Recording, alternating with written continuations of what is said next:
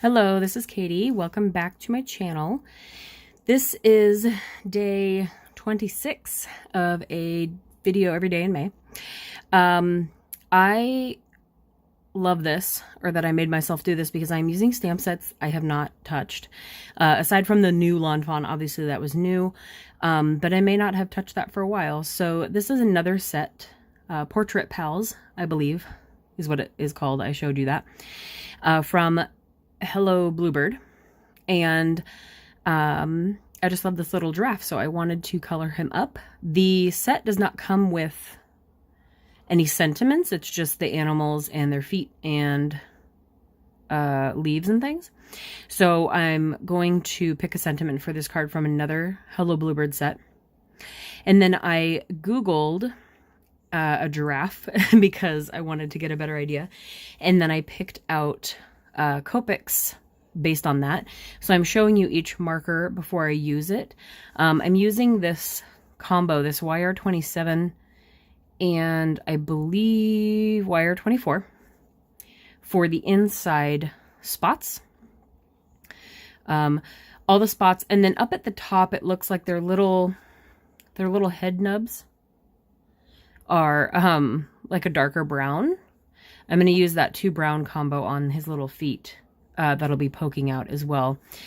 But it's a little brown up at the top, and then they had some, darker color fading into lighter. So I did the YR27 and YR24 blend a little bit down from his little head nubs. That's just what I'm going to call them. And then I'm going to end up using more of like a peach color. And then the hair, I noticed his little back mohawk matched almost exactly the color of the spots in the giraffe that I Googled. So I did that the same and blended those out.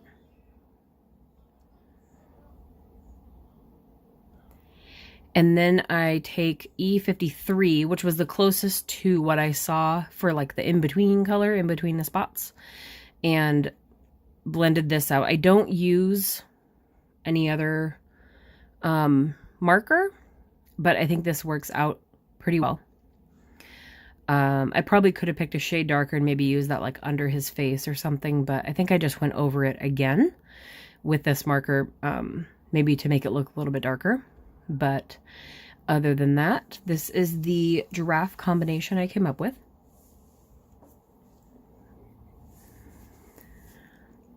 And then I use RV10, I believe, for the inside of his ears.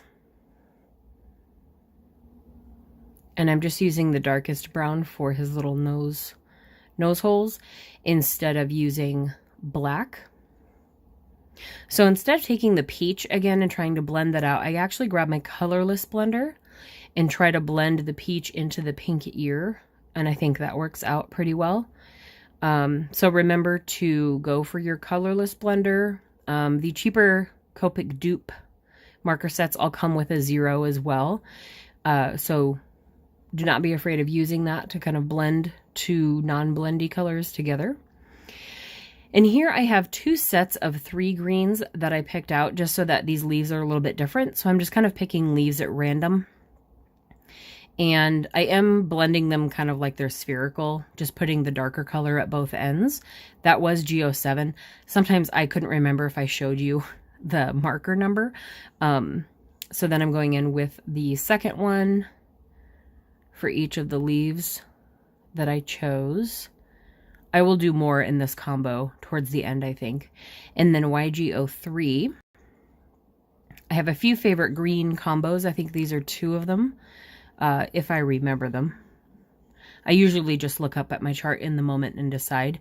But as I've been making videos for you guys, I've been stamping my images beforehand just to save some time in the video, because I think that I would want to watch coloring and which colors blend well together and blending techniques more than stamping an image, which I know how to do.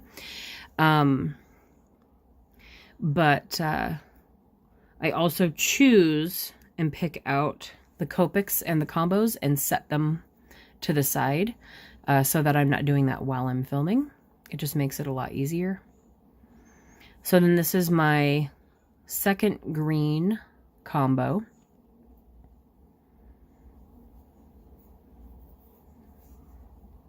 And then the lightest one is YG23.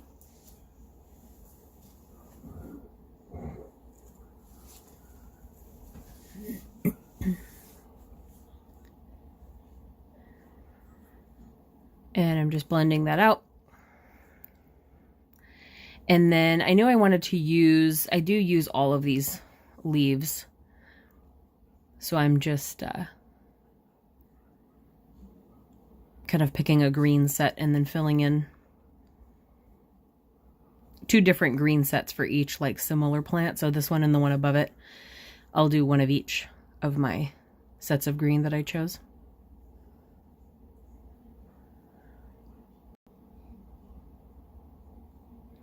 And I have been doing, I did a couple reviews recently for 2 sets of cheaper alcohol markers that I bought off of Amazon.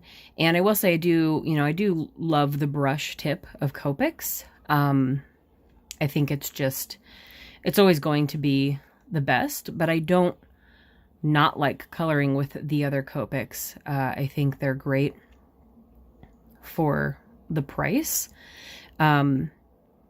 And I think on those ones, I was watching a review or a video on a lady who had bought like super cheap ones. Not any of the 2 that I bought recently, but some really cheap brand. And she said it was a desalinization. She got worried that it was toxic, but it looks like the tip of your marker like went moldy or something and is growing things. And so the company got back to her after many attempts, and told her it was like desalinization, and it means that there's salt, and it does that. Their nibs are fiber, and I guess she said that Copic nibs, like the one I'm coloring with right now, is rubber. So I'm interested almost to see like a naked Copic nib, like a new one, and if it's really like I see some fibers in there, so it can't be entirely rubber, the reason it doesn't desalinization, is because it is rubber. Maybe it's like antimicrobial. It's not like, it wasn't bacteria or anything like that. It was just salt. I don't know. It seemed kind of odd. What she was getting at was she wanted to verify if it was toxic because she was worried. So it's not. If you do have cheap Copic markers and they're doing that, don't be afraid. Maybe wipe it off. But if you contact the company, they'll probably replace them. That company said they were working on a formula that wouldn't do that, and they replaced the markers that did that to her. I think Copics are just always going to be the best, because if they weren't, we wouldn't be looking for dupes for Copics. We'd be looking for dupes for some other best company. So Copic dupes prove that Copic is the best, obviously. And we all love coloring with them, but they're very expensive. So I'm just showing you that I'm going to die cut all those out. And now you can see in the upper left that I didn't want to film all of that. I did that part of my sidekick. So now I'm showing you the dies. These are the dies I won in that gift set around Christmas. It was like Christmassy stuff from Thermoweb. So this is a set of dies that does like stitched circles. I'm not using the circle that comes out. I will show it to you, but I set that aside to use another time because it's perfectly good. But this one, we want the giraffe kind of peeking through, and his little hooves are going to be hanging over that circle. So that's why I have the circle cut out of the panel. And then I am using McGregor's Garden from Hello Bluebird just for the Hello Friend sentiment. I just figured I'd stick with Hello Bluebird. I was looking for a sentiment since I said before the Portrait Pals set doesn't have sentiments, which is fine. It doesn't need any. It has a lot of cute animals. I just stamped this off on another paper to make sure that it stamps okay. I don't think I've used this sentiment yet, so I just wanted to make sure it was going to look okay. And then I set that aside. So what I'm going to do is put a little bit of adhesive on the bottom front of the giraffe's neck and then tuck it behind. So I just run my tape runner along. And until I fully secure him down in a little bit, you'll see how, He kind of wiggles around because that's the only point of adhesive that he has, and he's very long. So he doesn't move around too much. I just noticed that he was wiggling. So then I had to unclog my glossy accents. And I'm just sticking down his little hooves where I think they would be if he was peeking over through a window.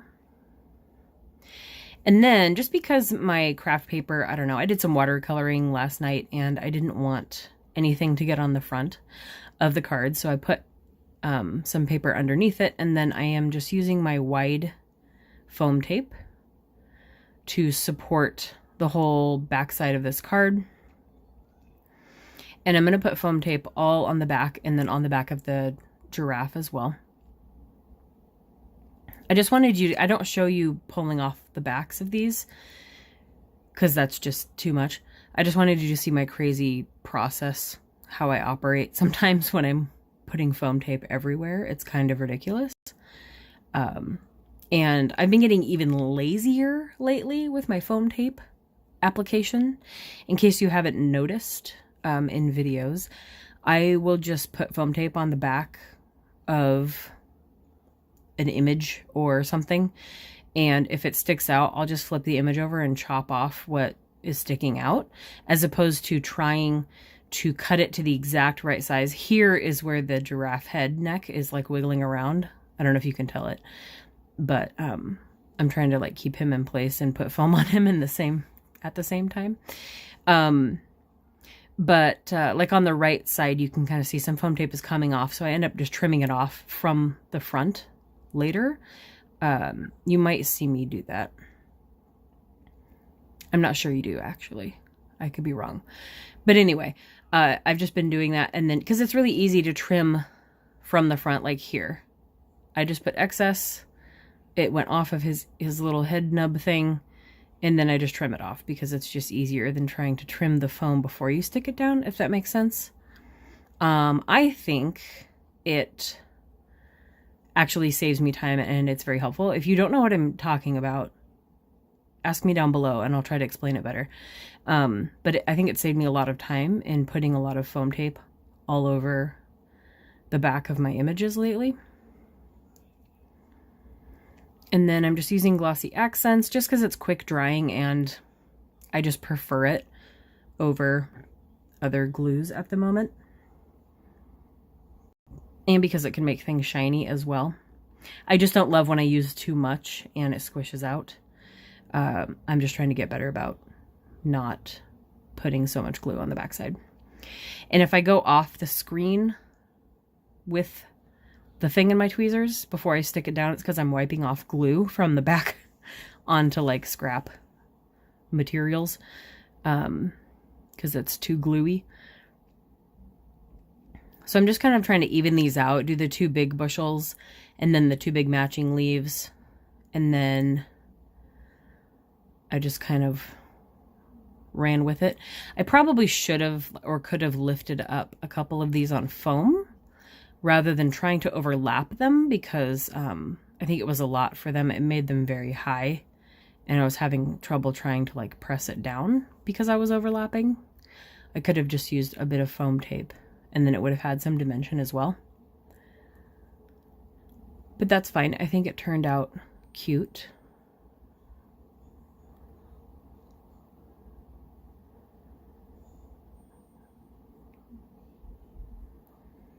And then I'm just trying to decide where these should go. I'm trying not to duplicate and triplicate the type of leaves.